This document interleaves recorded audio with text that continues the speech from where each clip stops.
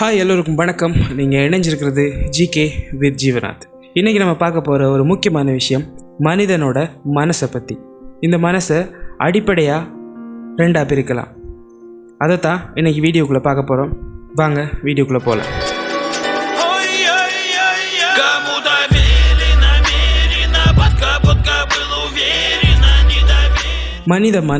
மனித மனம் உளவியல் ரீதியாக பார்க்க போனால் நிறைய விஷயங்களை பற்றி நம்ம படிக்க வேண்டி வரும். ஸோ அதெல்லாம் படிக்கல. இப்போதைக்கு அடிப்படையான ரெண்டு விஷயங்களை பற்றி பார்க்க போகிறோம். இந்த மனசு ரெண்டு விதப்படும்.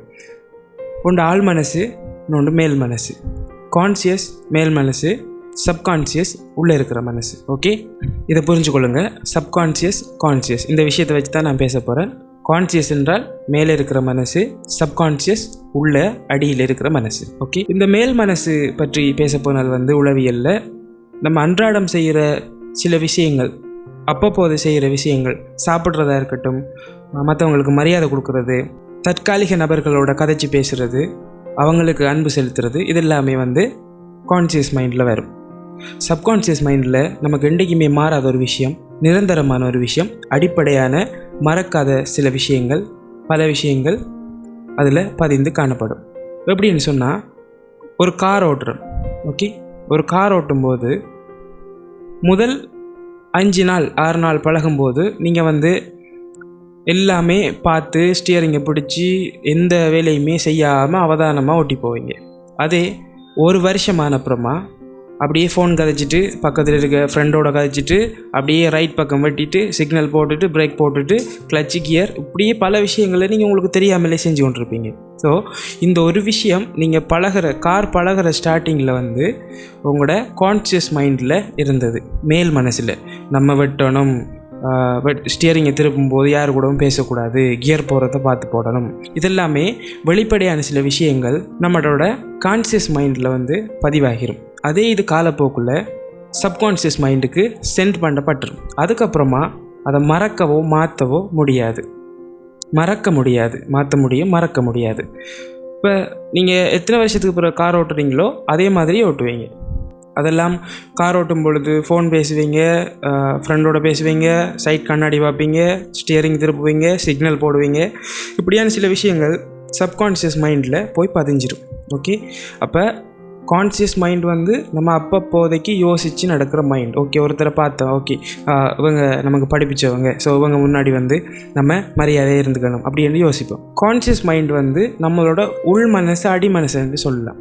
இந்த விஷயங்கள் நாம் ஃபீலிங்ஸ் ஆகும்போது தான், அதாவது கஷ்டமோ துக்கமோ சந்தோஷமோ எந்த விதத்துலேயோ நம்ம ஃபீலிங்ஸ் ஆகும்போது தான் நம்ம ஆழ் மனசுக்குள்ளே போகிறோம். எப்படின்னு சொன்னால், கான்சியஸாக வெளிப்படை மனசாக உங்களுக்கு படிப்பிச்ச ஒரு டீச்சர் முன்னால் இருக்கும் பொழுது அவங்க முன்னால் மரியாதையை நடக்கணும் அப்படின்னு யோசிப்போம் நம்ம. அதே விஷயம் யாராச்சும் அந்த இடத்துல யாராச்சும் நம்மளை தப்பாக பேசி ஒரு பிரச்சனை பண்ணால் நம்ம அடிப்போம், இல்லை நம்ம ஏசுவோம், தகாத வார்த்தைகளால் ஏதோ ஒரு பிஹேவியரை காட்டுவோம்.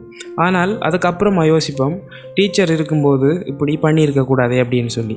அப்போ டீச்சர் இருக்கும்போது மரியாதையாக இருக்கணும் என்று நினைச்ச மனசுங்க டீச்சர் இருக்கும்போதே இன்னொருத்தன் இல்லை இன்னொருத்தி தனகும்போது, இல்லை ஏதோ ஒரு ப்ராப்ளம் பண்ணும்போது ஏசின இல்லது அடித்த அந்த மனசு எங்கே? ஸோ கான்சியஸ் மைண்ட் டீச்சர் இருக்கும்போது நம்ம எந்த விஷயமுமே செய்யக்கூடாது, அவமதிக்கிற விதமாக. அது சப்கான்ஷியஸ்க்கு நீங்கள் எப்போ போவீங்கன்னு சொன்னால், உங்களுக்கு கோபமோ சந்தோஷமோ வரும்போது போவீங்க. சம்டைம் அந்த டீச்சர் இருக்கும்போது நீங்கள் கை கொட்டி சிரிக்கலாம், உங்களை மறந்து சிரிக்கலாம். டீச்சர் இருக்காங்க, ஒரு மரியாதைக்காக நம்ம பேசாமல் இருப்போம் சம்டைம். அது நம்மளோட சமூகத்தில் நடக்கிறது. அப்போ அந்த டைம் யாராச்சும் ஜோக் அடித்தாங்கன்னு சொன்னால் நம்ம தன்னையை மறந்து சிரிப்போம். ஸோ இந்த ரெண்டு விஷயங்கள், கான்சியஸ் மைண்ட் எல்லாருக்காகவும் அமைதியாக நம்ம காத்திருந்து யோசித்து எடுக்கிறது, சப்கான்ஷியஸ் உள்ளே இருக்கிறது நம்மளோட உண்மையான புத்தி, நமக்கு பதிவான புத்தி. ஸோ விளங்கிக்கொள்ளுங்க, இந்த விஷயம்தான். இந்த விஷயம் உளவியலில் மனசுன்ற ரீதியில் 2 விஷயமாக தான் பிரிச்சுருக்குறாங்க. நிறைய அடிப்படையான சில விஷயங்கள் இருக்குது. இது பேசிக்கான சில விஷயங்களை அறிஞ்சு கொண்டு நம்ம பயன்பெறணும். ஓகே, அடுத்தது இந்த கஷ்டங்கள், துன்பங்கள், துயரங்கள்ன்றது எப்படி மீள்றது எப்படின்னு சொன்னால், இந்த 2 விஷயங்கள் எந்த விஷயத்தையுமே அழிக்க முடியாது. ஓகே, இந்த நம்ம கான்சியஸ் சப்கான்சியஸ் 2 விஷயத்தில் கான்சியஸில் இருக்கிற விஷயங்களை மாற்றிக்கொள்ளலாம். ஆனால் சப்கான்ஷியஸ் மைண்டில் இருக்கிற விஷயங்களை அழிக்க முடியாது.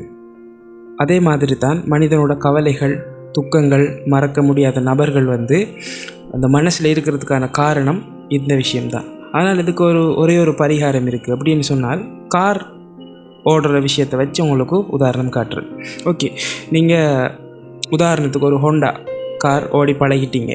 ஓகே, அதை நீங்கள் நினச்சாலும் நான் இந்த ஹோண்டா கார் ஓடினதை மறக்கணும் அப்படின்னு நினச்சா கூட உங்களோட அடிமனசுலேருந்து யாராலையும் அழிக்க முடியாது. எப்போ நீங்கள் உங்களோட அவசரத்துக்கு கார் தேவை அப்போ எடுத்துகிட்டு ஓடிடுவீங்க. சரியா? அதை மறக்கிறதுக்கு ஒரு வழி, அதே விஷயத்தில் இன்னொரு விஷயத்தை ரீப்ளேஸ் பண்ணுறது தான் சைக்காலஜியில் ஒரு சிறந்த ஒரு வழியாக காணப்படுது. அதை தவிர வேறு வழி இல்லை. எப்படின்னு சொன்னால், ஒரு ஹோண்டா கார் ஓடி நீங்கள் பழகினீங்கன்னு சொன்னால், அதே விஷயத்தை அதே மாதிரி ஒரு டொயோட்டா கார் எடுத்துகிட்டு அதே விஷயத்தை திரும்ப அதில் செய்யும் பொழுது ஹோண்டா கார் ஓடினவர் மறக்க மாட்டார். ஆனால் ஹோண்டா கார் ஓடி டொயோட்டா கார் நிறைய காலம் ஓடினவர் ஹோண்டா கார் எப்படி ஓடுறன்றதை மறந்துடுவார்.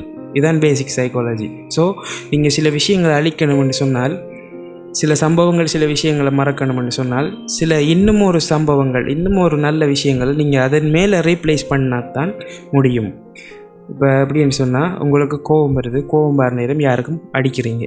இந்த விஷயத்தை நீங்கள் கட்டுப்படுத்தணும்னு சொன்னால், கோபம் வரும்பொழுது நான் இனிமேல் அடிக்கக்கூடாது அப்படி என்று நினைச்சால் மட்டுமே போதாது. கண்டிப்பாக இன்னொரு நாள் கோபம் வரும்போது அடிப்பீங்க. இதை எப்படி ரீப்ளேஸ் பண்ணலாம் அப்படின்னு சொன்னால், நீங்கள் கோபப்படும் பொழுது, நான் அடிக்க தோணும் பொழுது நான் இன்னொரு விஷயத்தை செய்ய வேணும். ஒரு சித்திரம் கீறுறது, ஏதோ ஒரு விஷயத்தை சொல்லிக்கொள்ளுங்க. ஓகே, அப்போ கோபம் வருது, அடிக்க என்றீங்க. ஆனால் அதே விஷயம் சித்திரம் கீறணுமன்ற இன்னொரு தேவை வருது, நீங்கள் போய் அதை கீறுறீங்க. ஸோ இந்த விஷயத்தை ரீப்ளேஸ் பண்ணுறது மூலமாக உங்களுக்கு கோபம் வந்தால் டிரெக்டாக நீங்கள் சித்திரம் கீற போயிடுவீங்க, சப்கான்ஷியஸ் மைண்டில் பதிவானால். அந்த வகையில் தான் சில சப்கான்ஷியஸில் அடிப்படையான சில புத்தி, சில மனசுக்குள்ளே இருக்கிற எண்ணங்களை நீங்கள் ரீப்ளேஸ் பண்ணி மாற்றி உங்களோட வாழ்க்கையில் இந்த சைக்காலஜியை பயன்படுத்தி சில நல்ல விஷயங்களை செய்து கொள்ளலாம். நன்றி. அடுத்த மீண்டும் ஒரு சுவாரஸ்யமான விஷயத்தை பார்க்கும் வரைக்கும் ஜிகே வித் ஜீவநாத். பாய், டாடா.